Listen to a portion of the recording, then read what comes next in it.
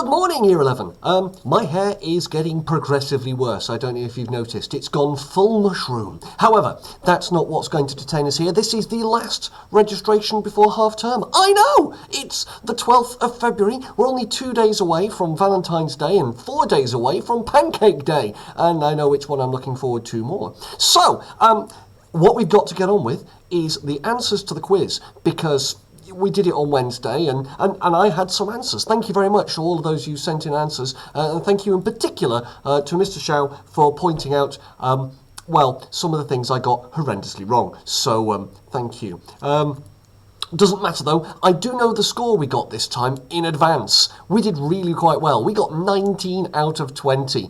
I know. So you can tell that I'm not recording this in advance. This is Friday morning because I know the score. I've done the marking. So without further ado, let's go through how we got that 19. Because, it's always nice to know why you're so good. So here we go. Question 1 was, under new rules that came into force on February the 15th, people from high-risk countries had to quarantine for how long in hotels? It was 10 nights. Well done. With security guards accompanying them if they go outside. Really? I didn't know that. There's people returning from 33 red list COVID-19 hotspots. It was trailed and announced before Christmas. They finally got round to doing it. The egregious delay was due to a debate in Cabinet about whether or not it should be done at all. It's always good to know our government has our back.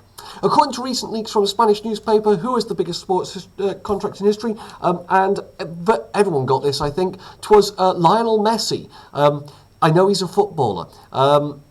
FC Barcelona said they'll take appropriate legal action against El Mundo after it published details of his contract. It means the 33-year-old has been receiving up to £123 million a season. Wow! But then, of course, these footballers can't stay in business for very long, so it seems like a large amount of money, but bear in mind it's got to keep them going after they retire at, say, 30 or 32. So he's not far off Lionel Messi, retirement, and you've got to keep that in mind. Something's got to keep him alive. Question 3, why was the political opposition leader Alexei Navalny in the news again last week? He was sentenced to over 3 years in prison. On charges that he violated the terms of his probation while recuperating in Germany from nerve agent poisoning. I mean, how dare he? How very dare he? Question 4. Which team celebrated this significant rugby victory at the weekend?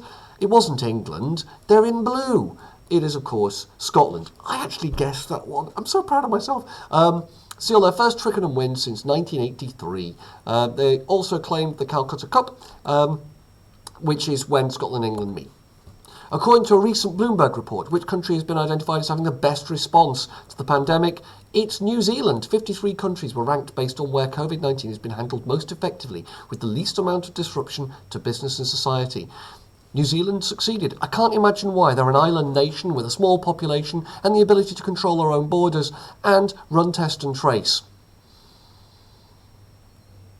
Enough said, really, but we're not angry with the government because no one could have done better. Question 6. What happened to SpaceX's Starship prototype during the latest test flight? It crashed on landing. I didn't know that. So that was question 6. You got it right. I did not know this. So there we go. Elon Musk's company launched its latest Starship prototype from the southeastern tip of Texas 2 months after the previous test ended in an equally explosive belly flop. I like the idea of an explosive belly flop. That makes me happy. Question 7. This is the one we got wrong. Tennis Australia said they received some odd requests. Which one was not received from a player? It was a daily bucket of KFC. They're athletes. To be fair, I probably would have guessed that one. Obviously, they're going to ask for kittens. Obviously, they're going to ask for tennis courts. They're playing tennis. So there was the oddest demand. Really?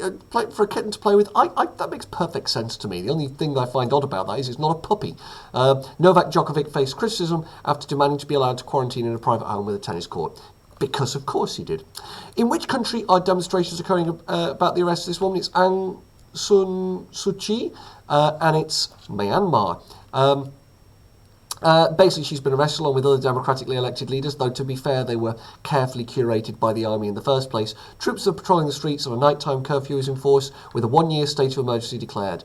The UN and UK are among countries and organisations condemning the military coup. The UN being literally every other country on earth. So, of course, the UK is part of that. I do wonder about the writers of this quiz. I really do. Question 9. Protests in India have gained high-profile celebrity support, including pop star Rihanna and climate activist Greta Thunberg. Who are they? Well, you might remember from last week, and indeed you did. It's farmers. They've been camped on the outskirts of New Delhi since late last year.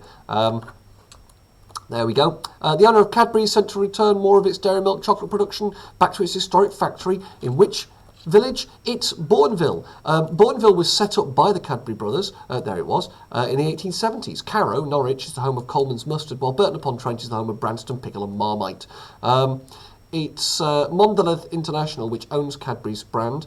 From 2022, 125 million more dairy milk bars will be manufactured there, but they'll be manufactured to a new recipe because British recipes use far too much vegetable oil after the Second World War, which is what gave them their distinctive taste. But it does mean they're not internationally successful because people don't want to taste a lot of vegetable oil in your milk chocolate. It's why our milk chocolate has the consistency that it does, and why other milk chocolates tend to be drier in consistency.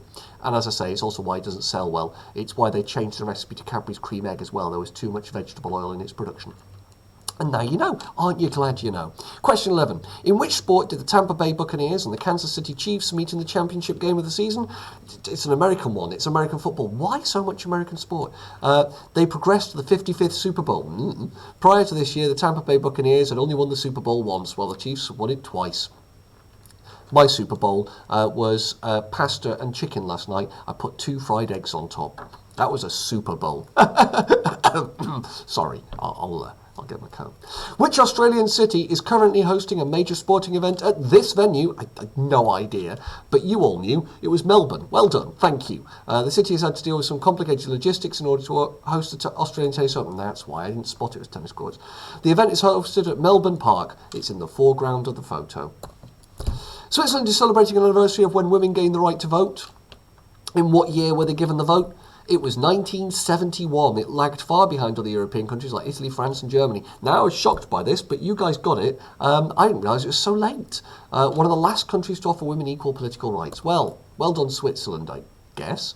Who was Prime Minister of the United Kingdom before Boris Johnson? It was Theresa Human Rights are Optional May.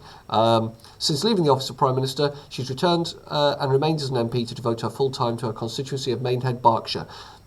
I don't know why they've included that. That's what most Prime Ministers do. Only David Cameron retired and then quit completely and just doesn't turn up very much. It's usual that Prime Ministers do that. But well done, Theresa Human Rights are Optional May, I guess. Which of the following people will people attending the Tokyo Olympics be discouraged from doing?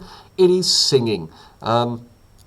Singing and chanting will be discouraged in a bid to safeguard against the spread of coronavirus. Instead, those attending the Olympics will be encouraged to only clap in order to show support. I mean, that'll work in Japanese society. I'm just not sure about any visitors. Though the people of Japan are really against this because, well, the pandemic ain't over yet.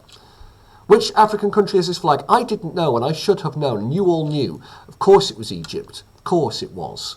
God, thank you all. Which football club has been denied entry to Germany, meaning is unable to play its Champions League match against RB Leipzig? You all told me it was Liverpool, and you were right. Flights from the UK and other high-risk countries were banned. We're a high-risk country. I'm just going to point that out. We're a high-risk country. No one could have done better. Which of the following is the capital of Canada? And everyone pointed out that Reese would know this answer, and Reese knew this answer. It was Ottawa.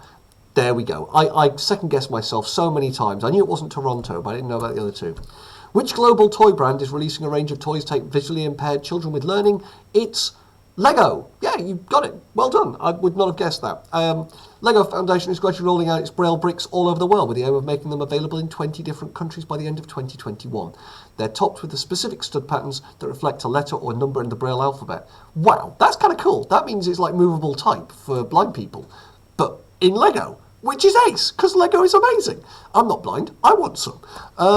Who is being honoured this way? Yeah, honoured is an interesting choice of phrase here, but who was being honoured in this way? It was, of course, Captain Sir Tom Moore.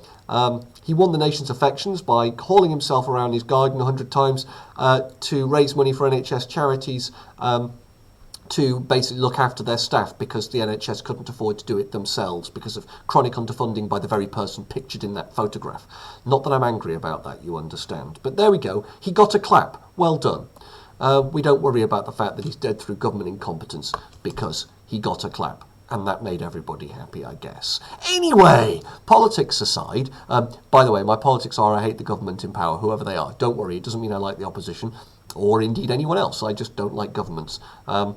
People should not be afraid of their governments, rather governments should be afraid of their people. Alan Moore, V for Vendetta, and it's a quote I try to live by.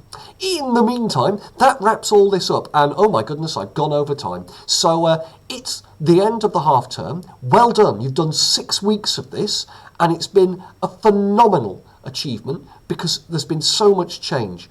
I've been really pleased to see how you guys have been reacting to lessons, keeping up with work, and basically just coping with the situation. I do believe that you've done a phenomenal thing, and it's been made all the more difficult by the decision from on high that provision of school would continue exactly as if you were in the classroom. The remote learning this time has been faster paced, it's been more pressured, there's been more of it. We've been pressured in similar ways, and you've coped with that. And I just want to thank you for that. It's been phenomenal to see, and don't ever underestimate what you've achieved. Use the week ahead to sort of take stock, to pull yourselves back together as much as you can after throwing yourselves about this half term. There'll be 2 weeks at least of the new half term where you spend at home again still doing remote learning. And after that, we may or may not be returning on the 8th of March. We'll know for certain when the government announce it on the 22nd of February, and not before. I don't know what the future holds, but I do know this. You have done a phenomenal job, and you will continue to do so. Have a lovely half term. It's been deserved, and I'll see you on the flip side.